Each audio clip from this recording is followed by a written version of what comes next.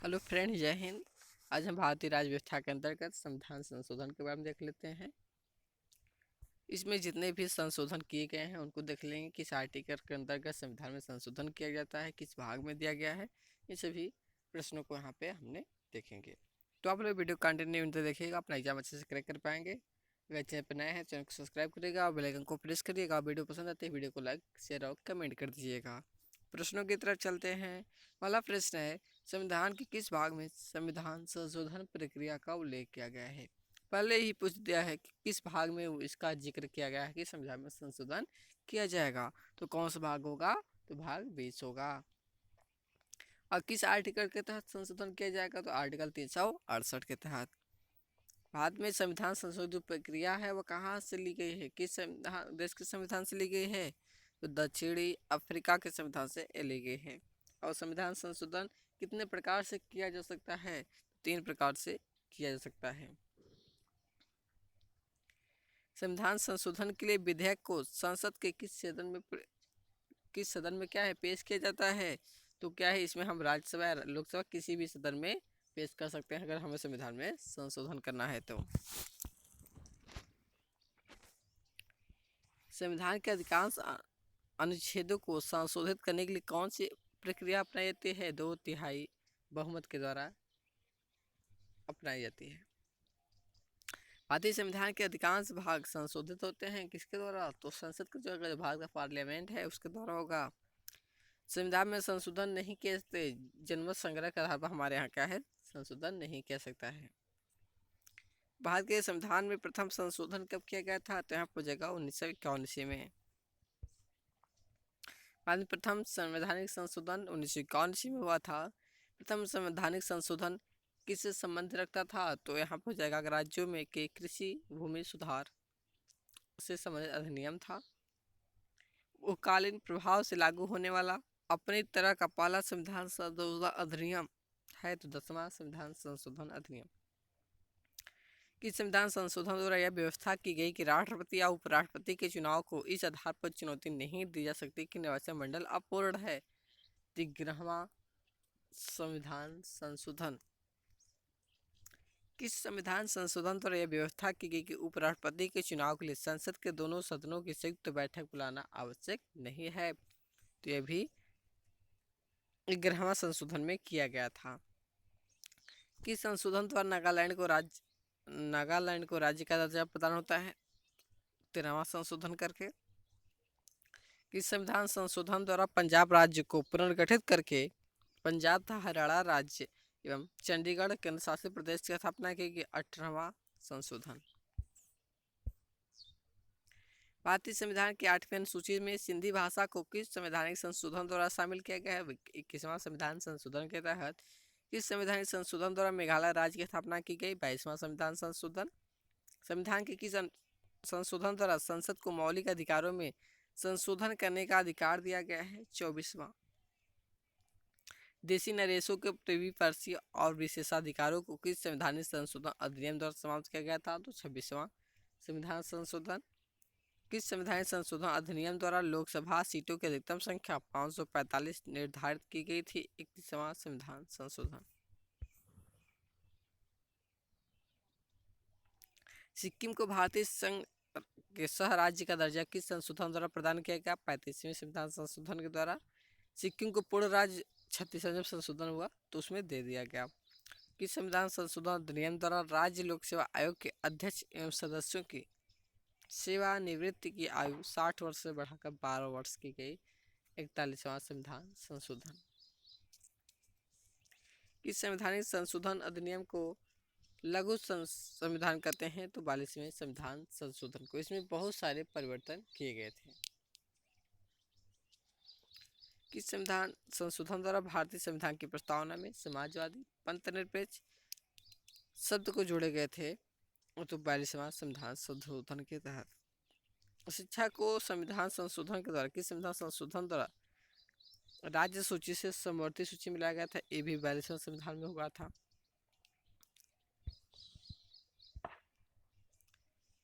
भारतीय संविधान के में किस संशोधन द्वारा नागरिकों को मौलिक कर्तव्यों को सम्मिलित किया गया है? तो 42वें संविधान के तहत है। कि संविधान संशोधन द्वारा किन्हीं विशेष परिस्थितियों में नीति निर्देशक सिद्धांतों को मूल अधिकारों से अधिक महत्व देने का प्रावधान है। तो 42वें संविधान संशोधन के द्वारा यह कहा गया था। संविधान की प्रस्तावना को किस संवैधानिक संशोधन के अंतर्गत संशोधित किया गया? तो 42वें संविधान संशोधन। भारतीय संविधान की प्रस्तावना में धर्मनिरपेक्ष, समाजवादी तथा राष्ट्रीय एकता, अखंडता वाक्यांश समाविष्ट होते हैं। ये भी 42वें संविधान संशोधन के द्वारा। 42वें संविधान संशोधन था किस समिति की रिपोर्ट पर तैयार हुआ था? स्वर्ण सिंह समिति। भारतीय संविधान के किस संशोधन द्वारा राष्ट्रपति को कोई मामला मंत्रिपरिषद के द्वारा पुनर्विचार किए जाने के लिए वापस भेजने का अधिकार दिया गया? तो 44वां संविधान संशोधन के तहत। संविधान के किस संशोधन के द्वारा यह स्पष्ट किया गया कि भारत का राष्ट्रपति मंत्रिपरिषद द्वारा दिए गए परामर्श को मानने हेतु बाध्य है? 42वां संविधान संशोधन। किस संवैधानिक संशोधन अधिनियम द्वारा वन को राज्य सूची से समवर्ती सूची में लाया गया? यह हो जाएगा 42वां संविधान संशोधन। किस संविधान संशोधन अधिनियम द्वारा स्वतंत्रता के मौलिक अधिकारों की संख्या को 7 से घटाकर 6 किया गया? तो 44वां संविधान संशोधन। संविधान की संशोधन द्वारा संपत्ति के अधिकारों को मूल अधिकार की श्रेणी से बाहर कर दिया गया है? तो 44वें संविधान संशोधन के तहत। भारतीय न्यायपालिका की शक्तियों को सर्वाधिक क्षति किस संविधान संशोधन अधिनियम द्वारा पहुंचाई गई? 42वां संविधान संशोधन द्वारा। भारतीय न्यायपालिका की गरिमा को पुनर्स्थापित करने की दृष्टि से कौन सा संविधान संशोधन अधिनियम पारित किया गया? 43वां एवं 44वां। कि संविधान संशोधन अधिनियम द्वारा लोकसभा के कार्यकाल को 6 वर्ष घटाकर 5 वर्ष किया गया? 44वें संविधान संशोधन के द्वारा। भारतीय संविधान के किस एक संशोधन द्वारा राष्ट्रपति को कोई भी मामला मंत्रिपरिषद द्वारा पुनर्विचार किए जाने के लिए वापस भेजने का अधिकार दिया गया है? तो 44वां। कि संविधान संशोधन के द्वारा उपराष्ट्रपति, राष्ट्रपति, उपराष्ट्रपति, लोकसभा अध्यक्ष, प्रधानमंत्री के निर्वाचन को सर्वोच्च न्यायालय तथा उन में चुनौती देने के अधिकार को समाप्त किया गया? 39वें संविधान संशोधन। 92वां संविधान संशोधन अधिनियम 1985 दल बदल विरोधी कानून संबंधित रखता है? किस संवैधानिक संशोधन अधिनियम द्वारा सिर को राज्य का दर्जा प्रदान किया गया? 53वें संविधान संशोधन।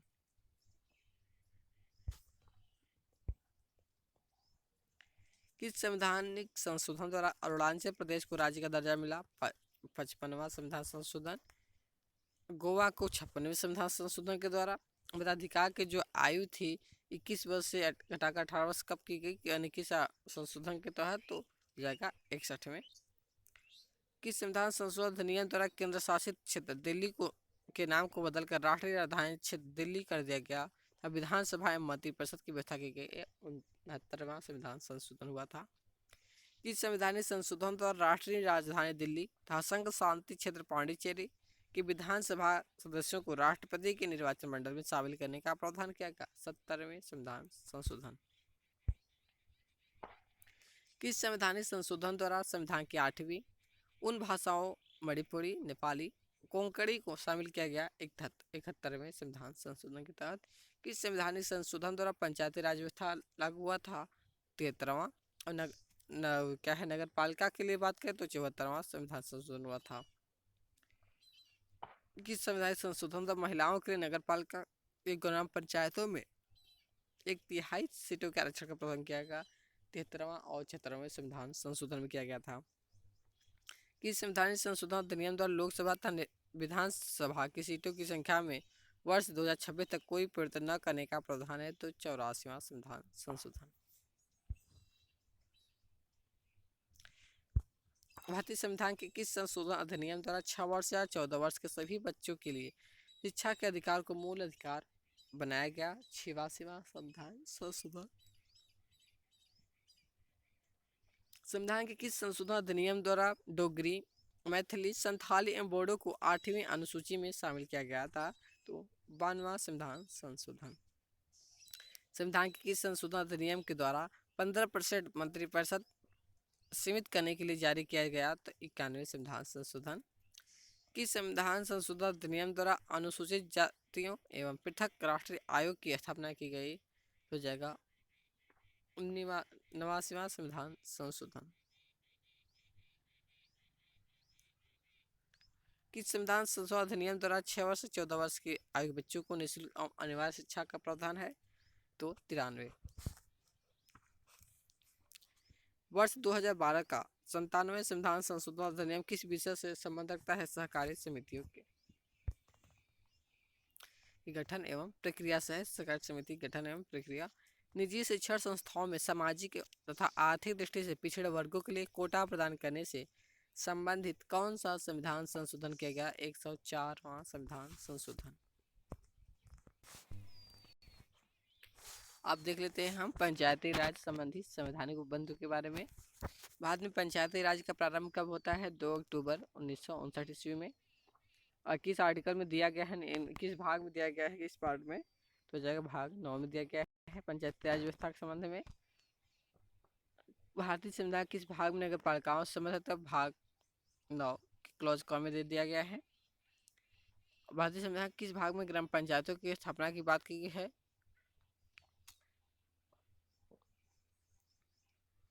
यहाँ मिस प्रिंट हुआ है, मैं 9 होगा यहाँ पे भी। ग्राम पंचायतों की स्थापना की बात भी भाग 9 में है, क्योंकि भाग 4 जो है हमारा क्या है, नीति निर्देशक तत्वों की व्याख्या करती है।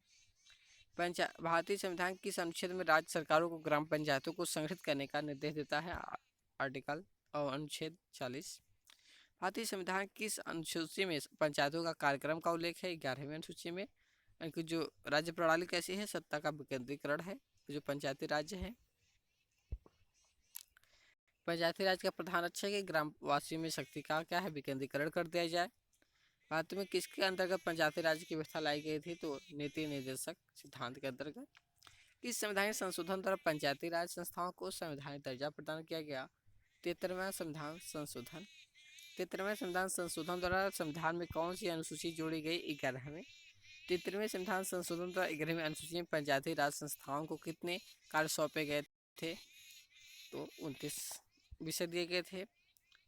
73वें संविधान संशोधन अधिनियम के अनुसार पंचायती राज संस्थाओं में अध्यक्ष के कम से कम कितने पद महिलाओं के लिए आरक्षित होंगे? 1/3 होंगे। 73वें संविधान संशोधन के प्रावधानों को समाज किस वर्ग को सत्ता हस्तांतरण करने की दृष्टि से ऐतिहासिक कदम था? तो महिला वर्ग। 73वें संविधान संशोधन द्वारा पंचायती राज संस्थाओं के लिए किस प्रकार के चुनाव का प्रावधान किया गया? प्रत्यक्ष एवं गुप्त मतदान। भारत के किस चुनाव में आरक्षित स्थानों की चक्रानुक्रम से भरे जाने का प्रावधान किया गया? पंचायती राज संस्थाओं के चुनाव। 73वें संविधान संशोधन के तहत यदि पंचायती राज संस्थाओं भंग कर दिया जाए तो भंग करने की तिथि से कितने माह पूर्व पुनः निकाय गठन कर लिया जाना चाहिए? 6 माह। पंचायती राज संस्थाओं के निर्वाचन के लिए उत्तरदायी है तो राज्य निर्वाचन आयोग। 73वें संविधान संशोधन के अनुसार पंचायती राज संस्था का कार्यकाल 5 वर्ष रखा गया है। कौन पंचायती राज संस्थाओं में महिलाओं तथा दुर्बल वर्गों के अधिक प्रतिनिधित्व के समर्थक थे? राजीव गांधी। पंचायतों में महिलाओं के लिए स्थान आरक्षित करने की दृष्टि से संविधान में संशोधन करने का सर्वप्रथम पहल किसने किया? राजीव गांधी ने। भारत में पंचायती राज अधिनियम कब लागू हुआ? 24 अप्रैल 1994। पंचायत के चुनाव कराने तो निर्णय किसके द्वारा लिया जाता है? राज्य सरकार के द्वारा। भारत में पंचायती राज व्यवस्था सर्वप्रथम कहाँ आरंभ हुई थी? राजस्थान के नागौर जिले में। प्रथम पंचायती राज व्यवस्था का उद्घाटन पंडित जवाहरलाल नेहरू के द्वारा 2 अक्टूबर 1959 में किया गया था। तो ये कहाँ था? तो नागौर जिला राजस्थान में पड़ता है। देश के ग्रामीण क्षेत्र के सामाजिक एवं सांस्कृतिक उत्थान के लिए सामुदायिक विकास कार्यक्रम कब प्रारंभ किया गया? 2 अक्टूबर 1952। सामुदायिक विकास कार्यक्रम का मुख्य उद्देश्य के विकास में जनता का सहयोग सुनिश्चित करना। समुदाय विकास क्रम की असफलता का कारण है अशिक्षा। शिक्षा का कारण क्या है? उतना सफल नहीं हो पाया था। लोकतांत्रिक विकेंद्रीकरण का सुझाव बलवंत राय मेहता ने दिया था। बलवंत राय मेहता समिति का गठन होता है 1957 में। लोकतांत्रिक विकेंद्रीकरण की योजना प्रस्तुत करने वाली जो समिति थी वह बलवंत राय मेहता समिति थी। इस समिति की सिफारिश पंचायती राज व्यवस्था की स्थापना की, उसका अध्यक्ष बलवंत राय मेहता थे। इस समिति ने भारत में त्रिस्तरीय पंचायती राज की सिफारिश की थी बलवंत राय मेहता ने। बलवंत राय मेहता समिति के प्रतिवेदन में पंचायती राज संस्थाओं में कितने स्तर का करने का सुझाव दिया गया था? 3 सुझाव दिए गए थे। देश में त्रिस्तरीय पंचायती राज व्यवस्था को किन राज्यों में सर्वप्रथम अपनाया गया था? राजस्थान एवं आंध्र प्रदेश। बलवंत राय मेहता समिति ने किसको अधिक शक्तिशाली बनाने का सुझाव दिया? पंचायती समिति। पंचायती राज्य की 3 स्तरीय प्रणाली के अंतर्गत ग्राम पंचायत, पंचायत समिति एवं जिला परिषद की व्याख्या बात कही गई थी। किस समिति ने पंचायती राज संस्थाओं के संगठन के 2 स्तर होने का सुझाव दिया था? अशोक मेहता समिति। पंचायत राज्य के चुनाव में राजनीतिक दलों को खुले तौर से चुनाव चिन्हों के आधार पर भाग देने का चुनाव किस समिति ने दिया? तो अशोक मेहता समिति ने। देश में पंचायती राज व्यवस्था का आरंभ किस समिति की रिपोर्ट का आधार किया गया? तो बलवंत राय मेहता समिति के। अशोक मेहता समिति ने किन 2 स्तरों की बात की? ग्राम मंडली, पंचायत एवं जिला परिषद। 1977 में पंचायती राज व्यवस्था की समीक्षा के लिए गठित समिति की मध्यस्थता किसने की? अशोक मेहता ने। पंचायती राज संस्थाओं में के निम्नतर स्तर कौन है? ग्राम सभा और उच्चतम स्तर है जिला परिषद। पंचायत समिति का मुख्य निष्पादक होता है प्रखंड विकास पदाधिकारी। जिला परिषद का मुख्य कार्य है समन्वय एवं पर्यवेक्षण करना। स्थानीय सांसद और विधायक किसके पदोन्नत सदस्य होते हैं? जिला परिषद के। ग्राम पंचायत का निर्वाचन कराना निर्भर है राज्य सरकार पर। प्रखंड स्तर पर पंचायत जो समिति है एक क्या है? परामर्शदात्री समिति है। पंचायती राज्य विषय है, राज्य सूची का विषय है। पंचायतों के द्वारा कौन सा कर वसूल होता है? स्थानीय मेलों पर कर। पंचायत स्तर पर राज्य सरकार का प्रतिनिधित्व कौन करता है? ग्राम सेवक। पंचायत चुनाव के लिए उम्मीदवारों की न्यूनतम आयु होनी चाहिए 21 वर्ष। पंचायती राज संस्थान के अधिकतम आय का स्रोत है सरकारी अनुदान। पंचायत समिति का गठन होता है प्रखंड स्तर। पंचायती राज त्रिसोपान प्रणाली का प्राथमिक भाग है ग्राम पंचायत। यदि पंचायत भंग होती है तो किस अवधि के अंतर्गत चुनाव होंगे? 6 माह के अंदर। पहला जो नगर निगम स्थापित हुआ था मद्रास में। पंचायत राज प्रणाली में ग्राम पंचायत का गठन होता है ग्राम स्तर पर। भारत में सही मायने स्थानीय स्वशासन का जनक लॉर्ड रिपन को माना जाता है। कौन भारत में सामुदायिक विकास के मुख्य निर्माता कहलाते हैं? SK day. तो फ्रेंड्स आज की वीडियो हम समाप्त करते हैं। आई होप आपको वीडियो अच्छी लगी होगी।